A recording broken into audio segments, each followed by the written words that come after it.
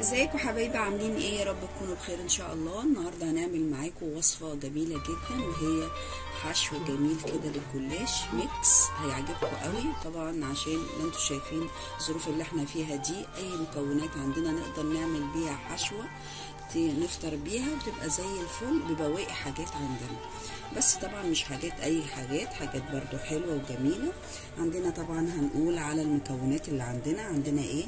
عندنا زي ما انتم شايفين كده بواقي من اللحمه المفرومه، شويه زي ما انتم شايفين صغيرين. معايا شريحتين من الدجاج المخلي اللي هو البانيه بالشكل اللي انتم شايفينه، قطعتين كده صغيرين عندي قطعتهم قطع صغيره عشان يبقوا زيهم زي اللحمه. عندي كمان بيف زي ما انتم شايفين، علبه بيف اهي موجوده برضو هستخدمها عندي، هتبقى جميله جدا، هتديني طعم وتست جديد ومختلف، برضو مش هتلاقوه اللي عندي هنا ان شاء الله في الفيديوهات بتاعتي. هنعوز ايه كمان معاهم في الحاجات دي؟ طبعا البصله بتاعتي متخرطه صغير زي ما انتم شايفينها كده، فلفل احمر واخضر اصفر، عندي اخضر بس ما نقيدش نفسنا خالص. الموجود عندنا جزره مبشوره زي ما انتم شايفين كده مبشوره، ومعايا كمان زيتون اخضر اخضر اسود براحتنا خالص. الموجود عايزين تشيلوه من الوصفه عادي مفيش اي مشاكل.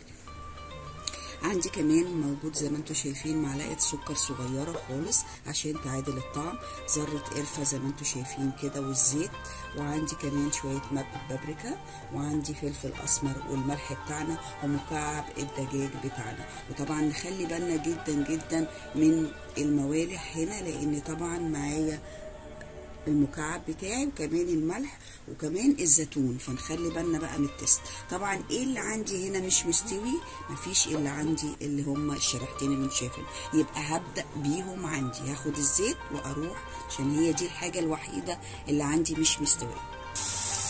ضفتها على النار زي ما انتم شايفينها. اول ما هيتغير اللون على طول احط بس سنه الفلفل بتاعتي اهو على الفوق، وكمان سنة قرفة هنا كمان، وهسيب السنة الثانية ذرة كده بسيطة، وهسيب الذرة الثانية لما نحط كل المكونات. هنعمل كده بالشكل اللي شايفين، اتغير اللون اهو. وبعدين اول ما يتغير اللون عندي بالشكل اللي انتوا شايفينه ده، هبتدي اضيف عندي البصلة بتاعتي. هضيف البصلة زي ما انتوا شايفينها كده اهي، وابتدي نقلب بالشكل اللي شايفين. اضيف شوية من الملح على البصلة بالشكل ده، ما ننساش الملح بتاعنا نخلي بالنا لان معانا زيتون في الحشو اهو زي ما انتم شايفين كده.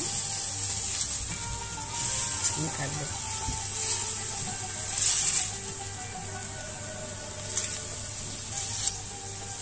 اول ما البصله عندي دبلت بالشكل اللي انتم شايفينه ده، ابتدي انزل الجزر بتاعنا، وابتدي انزل واحده واحده بقى الحاجات، باخد كده تشويحه زي ما انتم شايفينها اهو، وابتدي انزل الجزء التاني اللي هو ايه الفلفل بتاعي. ابتدي اقلب شويه، وبعد كده اضيف عندي البيف بتاعي، وبكده هنزل البيف بتاعي كده بالشكل ده، عشان خاطر الحشوات دي بايه، عشان لو في بيتنا مفيش كل حاجات بواقي عندنا بنقدر نعمل برضو بيها حشوة، ما نتقيدش بالحشوات التقليدية. باقي عندي قطعة فراخ امشي بيها، باقي عندي حبة لحمة مفرومة من حشوة قبل كده امشي بيها، واضيف اي مكون جديد عليها تديني تست وطعم مختلف وجديد واولادنا يحبوه. دايما الاولاد بيحبوا التجديد والحاجة المختلفة بالشكل ده اهو. هضيف عندي مكعب مرق الدجاج، طبعا فرقته كده بالشوكة زي ما انتم شايفين بقى بالشكل الجميل ده. بابريكا كمان، ذرة القرفة بقى كلها على بعضها،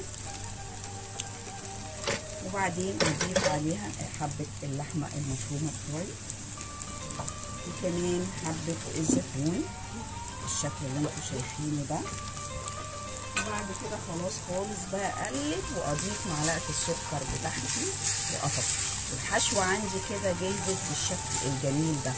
بصوا الكميه بقت قد ايه، طبعا من الفلفل والجزر اللي انا ضفتها بقت عندي حشوه تعمل بدل الصينيه 2 من ايه، من بواقي عندي، وكمان اضافه البيف بتاعي اللي انتوا شايفينه ده افتكاسه كده جميله وحلوه وجديده، ونغير كده ما نمشيش في دايما في التقليد. رشه السكر بتاعتي حشوه عندي جاهزه، واستنوني المرحله الثانيه بكل تفاصيلها وحكايتها. جينا دلوقتي للمرحله الثانيه بتاعتنا، والمكونات بتاعتها هتكون عباره عن ايه؟ علبه زبادي، والسمنه بتاعتي، والزيت، وبيكنج باودر. هنحط بقى، عايزين تضيفوا ملح براحتكم خالص، انا عندي التتبيله هنا من ممتازه مش محتاجه ملح. هنضيف الزبادي بتاعنا بالشكل ده. ده الخليط اللي انا هدهن بيه راق بعد راق في الجلاش بتاعتي اهو. هنضيف السمنه مذابه زي ما انتم شايفين كده، وبعدين عندي الزيت، يبقى سمنه وزيت وزبادي، وكمان البيكنج باودر بتاعنا اهو بالشكل ده. بصوا شايفين الفوران اللي عندي ده اللي عامله البيكنج باودر. ده معناها ان هيخلي لي عندي الطبقات مورقه وجميله، وبالطريقه اللي ان شاء الله باذن الله هتعجبكم جدا، وتبقى عندي زي الفطيره ان شاء الله. هنبتدي نجيب الحشوه وتكون بارده بالشكل ده، وعندي الصينيه بتاعتي مدهونه سمنه. فرشنا اول راق كده، وهنبتدي ناخد من الخليط اللي عندنا كده ونمسح بيه على الورق بتاعنا بالشكل ده. بس نفرقه كده عن بعضيها كده بالشكل ده اهو، ونبتدي نمسح كده كده الورق بتاعنا، ونجيب الجزء التاني كده اهو ورقه كمان، ونبتدي نحطها بالشكل ده. بصوا كده، يبقى احنا حطينا واحده تحت، وهنبتدي نسيب جزء بره ونحط جزء جوه بالشكل ده كده اهو، عشان خاطر لما نحط الحشوه نبتدي نحط الطبقات على بعضها. هنجيب واحده كمان، خليكوا بقى معايا بالشكل ده اهو، هنحط جزء بره وجزء جوه اهو بالشكل ده اهو. نمسح عندنا كده بالخليط بتاعنا الجميل اللي هو خليط التوريق اهو، نبتدي برضو نفس الحكايه، جزء بره وجزء جوه، ونمسح بالخليط بتاعنا بتاع التوريق. صينيه بقى جلاش تحفه بكل تفاصيلها وحاجاتها كلها المختلفه الجديده، عشان يبقى عندنا كده حاجات عندنا مختلفه، مش كل مره التقليدي بتاعنا اهو. بصوا جزء بره وجزء جوه، وهنبتدي بقى نعمل كل الخطوات دي لحد ما نجيب النص كده، وبعدين نبتدي نحط الحشوه بتاعتي. هنبتدي بقى واحده على واحده كده زي ما انتم شايفين اهو. حطينا هنا المره دي، يبقى نرجع نحط المره دي الناحيه الثانيه دي هنا بالشكل ده، واحده هنا وواحده هنا وواحده هنا وواحده هنا. نمشي بالطريقه دي على طول عشان تبقى عندي صينيه جلاش تحفه، عامله زي الفطيره عندي اللي احنا بنقطعها اهو بالشكل ده اهو. ونمسح بالخليط بتاع التوريق، نفتح الناحيه الثانيه اهو، ناخد ورقه ونغطي. يا ريت الجلاش على طول لانه ما بيستحملش، ينشف على طول، بس ما فيش مشاكل خالص لو نشف زي ما انا قلت عادي خالص، نقدر نقصه شرايط كده، ونبتدي نحط جزء تحت وجزء فوق عادي، ما فيش اي منه مشاكل لما بينشف، كله عندنا بنستعمل كده. بعد ما خلصناه خالص حطينا جزء تحت في الكوع كده زي ما انتم شايفينه من غير دهان. ليه؟ لان هحط عندي الحشوه فيه، مش عايزه دهان خالص على الجزء اللي هو دلوقتي في النص اهو الشكل اللي انتم شايفينه ده. انا هحط عندي الحشوه كلها عشان تبقى كده قيمه كده وحلوه بالشكل ده اهو. حابين بقى تحطوا جبن براحتكم، مش حابين براحتكم.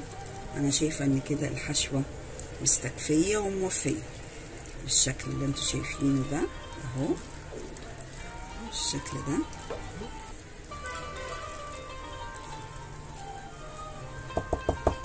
نبتدي اعمل ايه بقى؟ نبتدي ناخد زي ما انتوا شايفين الجزء ده كده اهو، هو ده اللي انا بقول لكم عليه. ليه بنخلي الطرف؟ عشان كده نستخدمه بالطريقه اللي انتوا شايفينها كده، وكده ناخد بالدهان ونمسح بالطريقه اللي انتوا شايفينها الجميله دي.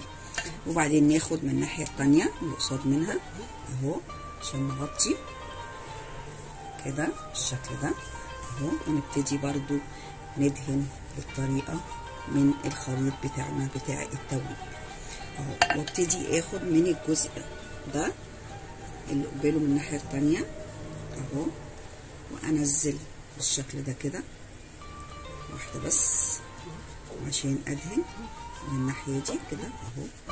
غطيت وبعدين ابتدي برضو ادهن بالدهان بتاعي بتاع التوريق بالشكل اللي انتوا شايفينه، واخد من الناحيه دي وانزل عليها كده. هبتدي بقى اعمل كده في كل ناحيه من نواحي لحد ما اقفله، وهتشوفوها معايا بتقعد في الفرن قد ايه. بتقعد من تلت ساعه لنص ساعه لما نشوفها ونلاقيها كده بقت خدت اللون عندي الجميل اللي انتوا حابينه. بتاخد زي ما انا قلت لكم على درجه حراره 180 ان شاء الله تطلع واوريها لكم باذن الله. كل سنه وانتم طيبين.